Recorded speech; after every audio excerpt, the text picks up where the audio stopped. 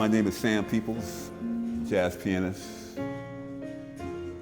I was born into a musical family here in San Francisco. My father played saxophone, and he was one of the stars during the Harlem of the West during the 40s and the 50s. His siblings, they were also musicians too, and their heyday was during the 30s here in San Francisco.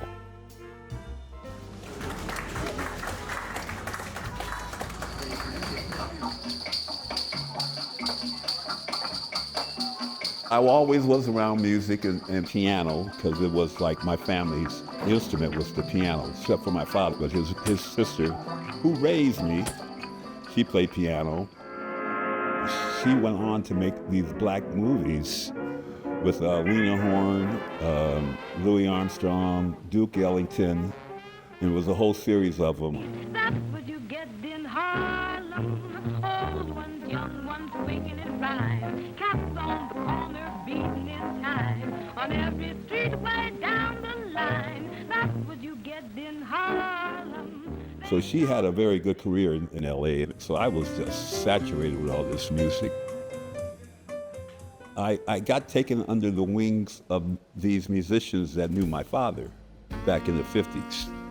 And he was highly respected in the neighborhood in Fillmore. We had a mentor, Lee Hester. He was 20 years older than me. Hell of a good saxophone player, man. He could just play. And really loved up in the Haight. We had our school up in the Upper Haight. We had at least going for 10, 15 years.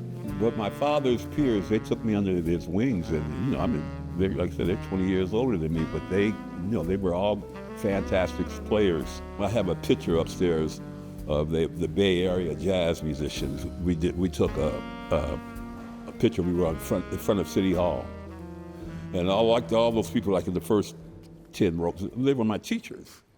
A lot of musicians, they don't know about what happened in North Beach, Pacific Avenue. This was during like an extension of the Barbary Coast.